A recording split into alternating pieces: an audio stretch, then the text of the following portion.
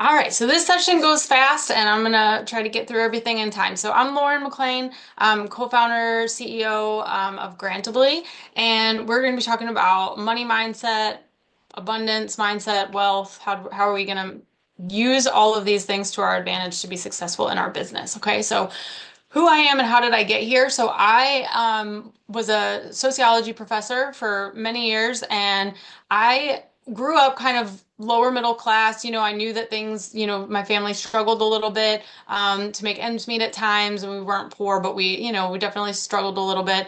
And then, I went from that to being kind of a broke college student to being a broke grad student. And then became a professor, and I thought, oh, I'm going to have a decent, nice solid middle class salary. And then I didn't. And so then I was a broke professor. And I read the book Rich Dad, Poor Dad.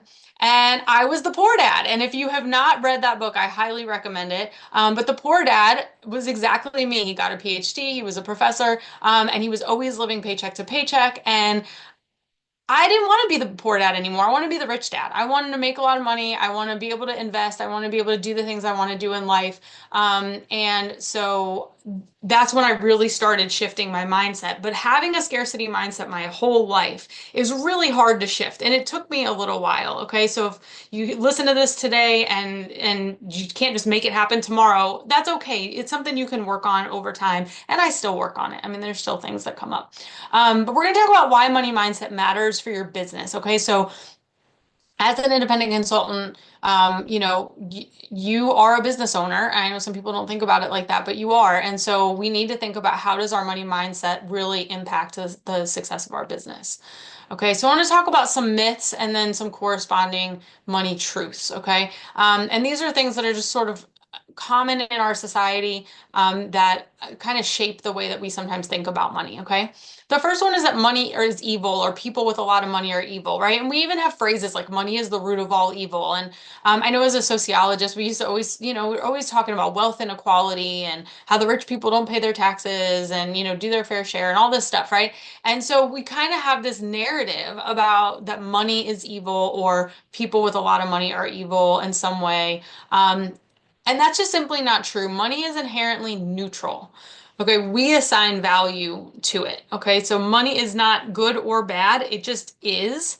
And then we decide how we want to talk about it. Okay, and so we're going to talk about how we need to think about money as good. You can do good things. Money in the hands of good-hearted people do good things for the world, right? We can be more generous. We can, help others more. So money can be really, really good and positive in the hands of the right people, like you all. Wanting to make a lot of money means you're greedy. Okay. So again, academics, especially, a lot of them do have a scarcity mindset, and it's like, and this anti-capitalism kind of thing and all that. And so it's like when people say, oh, I want to make a lot of money, sometimes people kind of, coil back at that. I've got to the point where I have no problem saying I want to make a lot of money. None at all. It doesn't mean I'm greedy. It means I want to provide for my family. It means I want us to be able to go on fun vacations and see the world. It means I want us to have experiences together. It means I want to be super generous and I want to help others and donate to causes I care about. And I don't think that makes me greedy. I think that makes me just wanting to be a good mom and a good wife and a good citizen of the world. So, you are worthy of making money. Everyone in this group, has advanced degrees and, you're doing great things in the world. You deserve to be paid for it. And you can do great things with that money. Another money myth is that there's not enough money to go around. Some people feel like it's pie. Like if I have more, then there's not enough for somebody else. That's just simply not true. There's plenty of money in this world, more money than we can even comprehend. And if we don't like what's out there, we just print more. So like just, we don't need to worry about that. You having more money does not mean that someone else is not going to have an opportunity for money too. Okay, more than enough for everybody. And there's also just a lot of other fears around money. So there's a really great book I'll give you at the end called Money Wounds. And there's definitely a lot of fear that people can have about money. Like maybe if I make a lot of money, then my family will look at me differently, or my friends will start resenting me, or something like that. And those fears, are, I mean, I want to validate the fear, but they're really not reasons to not make more money, right? So we need to kind of address those fears in a logical way so that we can move past them, okay? Having money is safe. You need to associate feelings of safety with money. And money can bring safety. The more money that you have, if your car breaks down, you can take care of it. Or, if a friend needs a hand, you can help more. So, there's these are good things. Some things that you might say about yourself in terms of in relation to money, might be I hear this a lot. Well, I'll just be happy if I can just pay my bills. Okay, I'm sorry, but you deserve more than that. Okay, again, you have a college degree at least, maybe an advanced degree. You're doing great things in the world. There is no reason that you should just be getting by. Okay, so if that's you, you deserve more, and you need to start believing that you deserve more than that. Why would someone pay me that much? Okay, like I know in the beginning I was undercharging because $10,000 sounded like a lot of money to me. And I was like, oh my gosh, like why would someone pay me $10,000 for that? Well, because you're providing a service, you have the skills, you have experience, and you are providing something that they need, right? And so they're not just giving you $10,000 for the fun of it. They're giving you $10,000 because you are, or 20,000 or 50,000 or whatever it is, because you have the skills and experience to provide something that they need that they can't provide on their own. And it's a value. Okay. And so, yes, they are going to pay you that much. And you need to believe that you're worthy of that. And this is a similar line. Like, it's crazy to think I can make X amount of money. I used to think this all the time. Like, I had never made six figures as an academic, and I really wanted to. But I just saying, I'm going to make six figures sounded crazy to me in the beginning. It doesn't anymore. In fact, I did that this year, yay, and for the first time ever. And so yeah, I'm so excited. And so it's not crazy. And I've said for a long time, I want to have, at first I was saying $1 million business, and now I'm saying I want a multi-million-dollar business. And again, in the beginning, that sounded nuts because I didn't know anybody with a multi-million-dollar business. There are people in this room, though, that have multi-million-dollar businesses. So it's not crazy. Okay, so we have to stop thinking that hitting that high level of achievement is crazy. It's not. And the more you think that, the worse off you're going to be. And in fact, you're probably even still shooting too low. Or if you say, I don't know if this is going to work, that's like the nail in the coffin for a independent consultant or a business owner. Okay. If you are constantly afraid that you are going to fail, you're probably going to fail because all you're going to see is obstacles and problems and you're going to miss opportunities. You have to believe in yourself 100% and just know that it's going to work out. And you have to, and if you shift to that positive attitude, you're going to see opportunities. You're going to see ways of bringing in new clients. You're going to be more innovative and creative about how you do your work and your business, and that's going to make you more successful. And a lot of this that I'm talking about and manifestation and money mindset and all that stuff, sometimes it can sound a little woo-woo. It's not woo-woo. It's quantum physics, okay? And I'm going to read from my notes a little bit on this to make sure I don't mess anything up because I am not a quantum physicist. But at its core, quantum physics really suggests that the fundamental components of the universe are not deterministic but probabilistic, which means that at the quantum level, particles exist in multiple states at once until they are observed.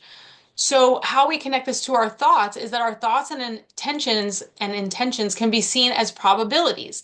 So they set the stage for multiple potential outcomes. So by choosing our thoughts wisely, we can essentially observe or bring into reality the outcomes that we desire. Okay. And this is what law of attraction is all about. It states that like attracts like.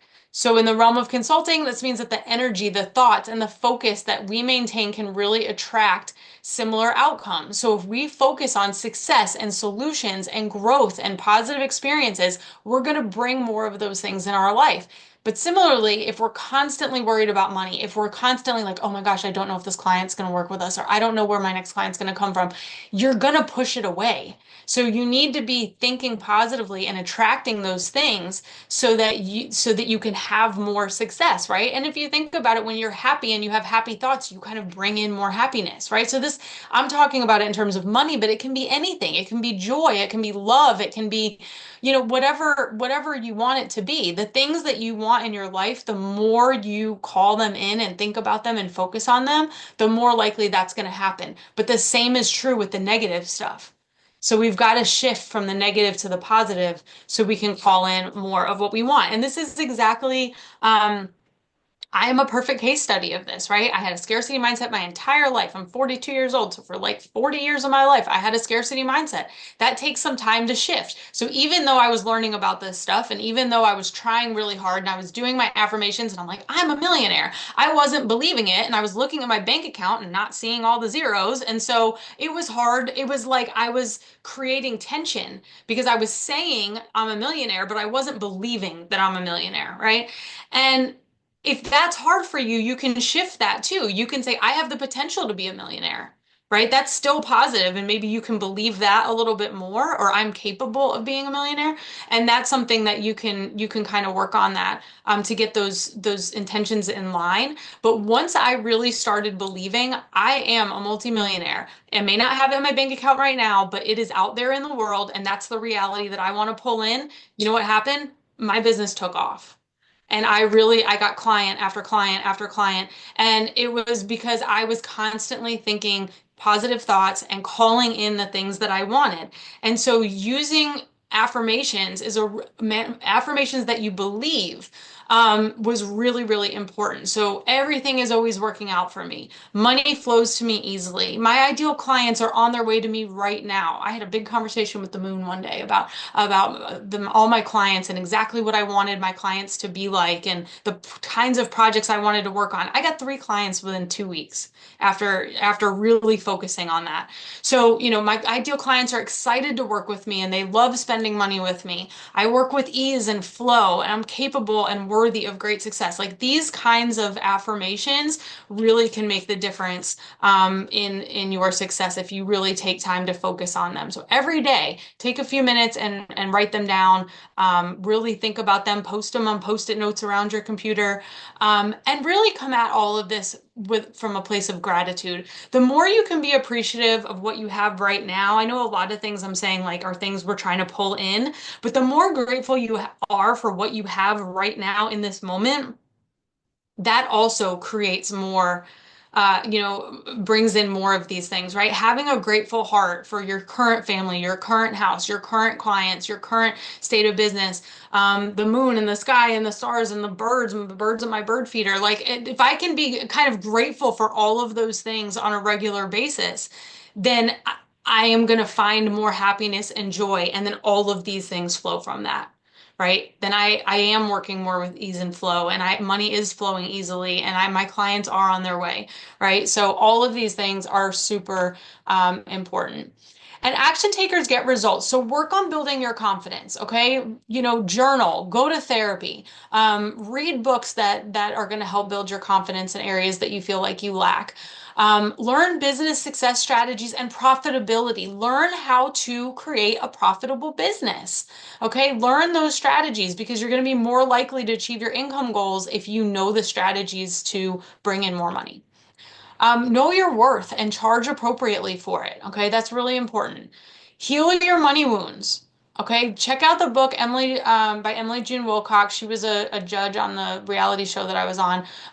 Her book called Wounds to Wealth is amazing. Everybody has money wounds, okay? And when you go on her website and take her quiz, you can see what money wounds are most prevalent for you, and then she gives you strategies for how to overcome those. So I really, really encourage you to get that book.